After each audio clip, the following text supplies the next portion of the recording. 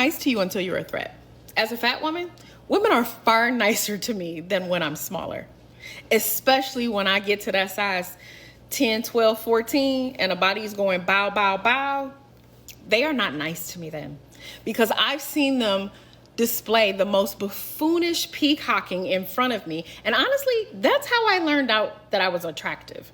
I didn't think I was attractive growing up. I didn't think I was ugly, but I thought boys liked me because of my boobs. Like, I've been a 34 double D for a long time, and my back's gotten bigger, so I've gone up to a 38 KJ.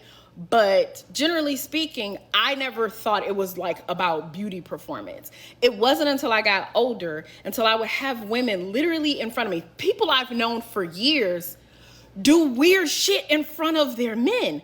Hell, I've been hanging out with someone that I was cool with since middle school, and we were in our like maybe late teens, early 20s, maybe like 19 to 22. We're in a bar, a public bar, and I'm yapping. I'm just a yapper. It's why I'm on this app. Do you know this girl pulls them out? But the thing is, she don't want to go band for me. Like, do you want to go cup for cup? I got the bigger titties, so why are you pulling the titties out? Like, I'm not going to do that. This is your ball game. I'm not that desperate for men's attention because I've been getting it for a long time.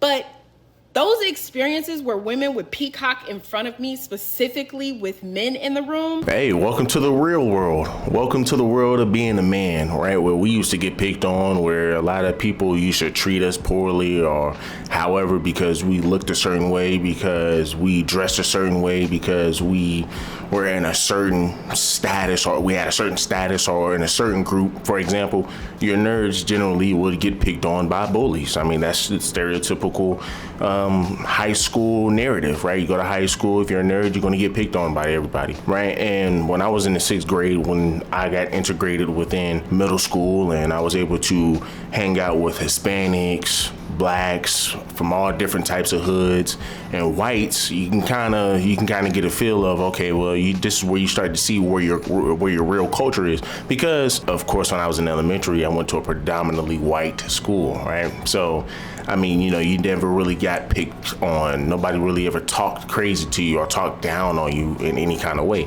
But it wasn't until I got to middle school I experienced all of that. And I remember a dude, right? This dude picked on me. He hit me with so many jokes that, he was bringing up insecurities that I didn't even know I had.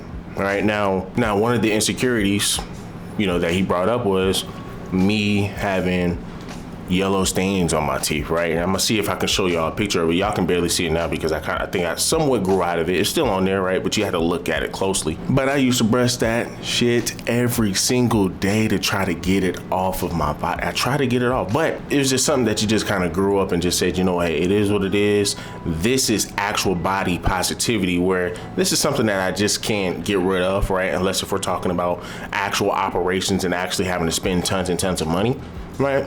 But something I kind of grew up with, and it didn't affect me as I got older because women still liked me. Women were still attracted to me. So I said, okay, well, I guess, teeth really ain't it.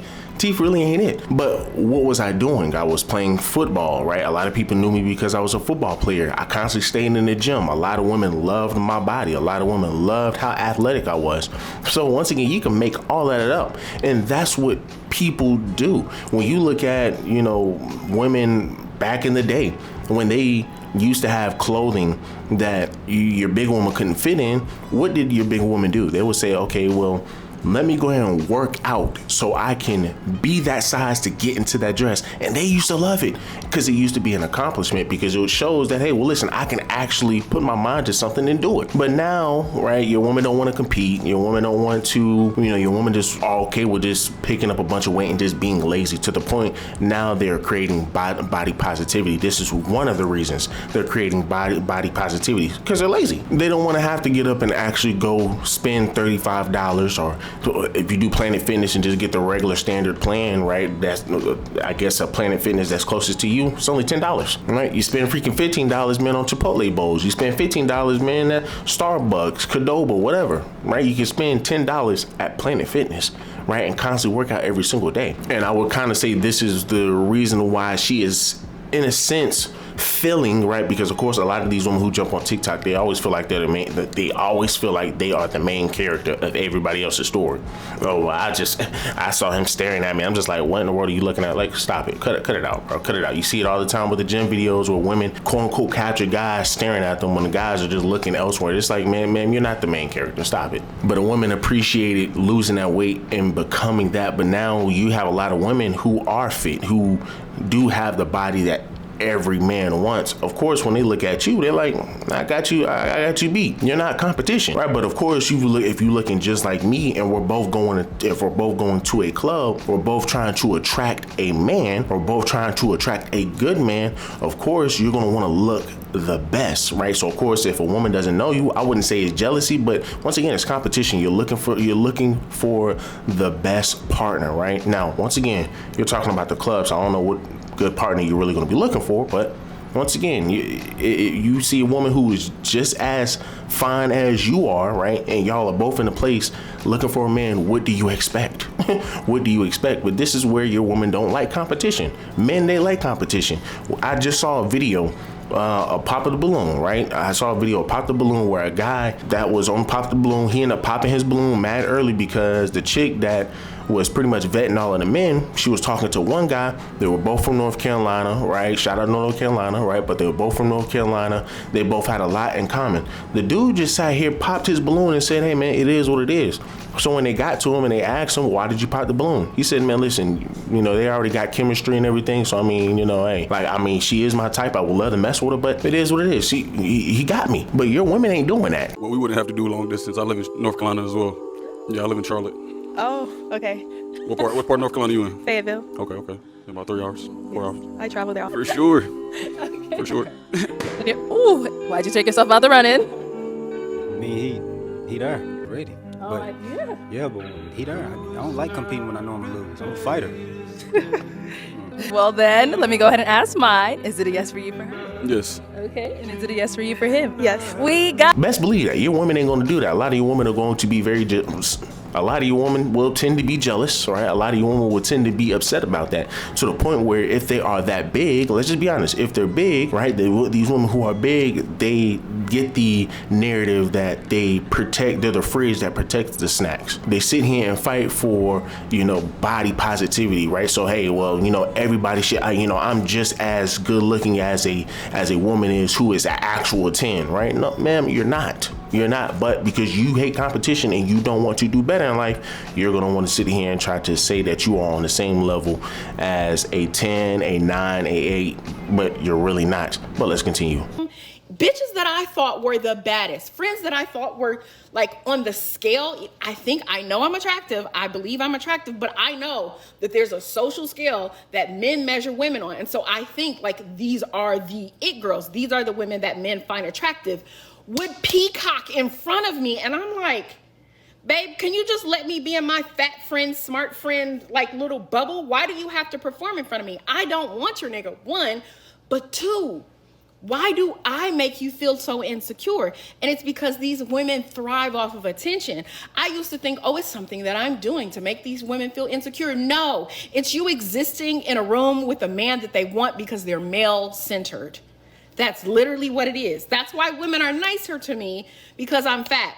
And it works in all environments. It's not just with men. I've seen it work in professional environments too. Women are nicer to me when they don't know what I do. When they find out I'm a database administrator and I know systems and coding and all of that, they're like, it's cool when people look down on you. Don't even get me started on the bitches from high school. I went to an all-girls private high school, and I was the fun party girl. I was the girl like cliff noting my way through all of the classes, but I was still smart, so I still was able to stay. But when I tell you, when I cross paths with them as an adult, the amount of peacocking bitterness that displays, they try to nitpick. They talk to me like I'm like, oh, well, I know you're into this. No, you don't. Women are far more secure and far more confident as long as you don't threaten them. And they are far nicer as long as you don't threaten them. Like I said, I can see where she's coming from, right? Where your woman may treat you better or treat you nicer. Even then, to some degree, I would still say that's not the case. Go look at whatever podcast. Look at how a lot of these women validate the women who look like this, right? The women who look like this. They sit here and try to validate these sisters. They sit here and try to validate these women. But yet you're now trying to push the narrative that, hey, well, they treat me better. They don't treat me better if I'm overweight, but they treat me better if I'm a bit skinnier, right? I mean, once again, the same thing with men. I mean, once again, a lot of your men are going to gravitate towards somebody that's big and obese and ain't got nothing going for themselves. But once again, guys can sit here and see that people don't want to gravitate towards them. What do? They don't jump on TikTok, cry and complain. Right? They go out, they go work out, they go make something of themselves instead of sitting here crying and complaining, trying to get attention from everybody. I mean, it's just sick, but y'all guys let me know down below what y'all guys think. Do me a huge favor, leave me a like, leave me a comment, subscribe to the channel.